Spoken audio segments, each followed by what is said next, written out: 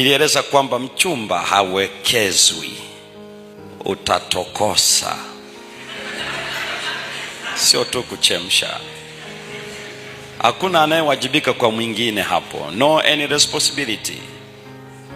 Usiwekeze kwa mchumba. Na ndio maana mchumba maana yake ni ile relationship ambayo inakufanya uendelee kupata uhakika ikiwa huyu ndiye Mungu amekujalia.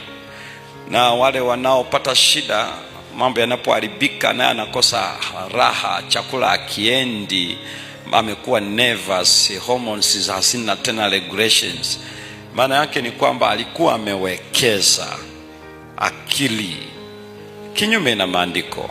Hapana. Hata siku ile wanasema, je, una pingamizi?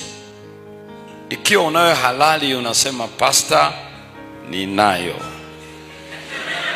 Kwa hiyo akisema anayo, usiseme atazimia hapo. Amna, anazimia. Una nini naye huyu?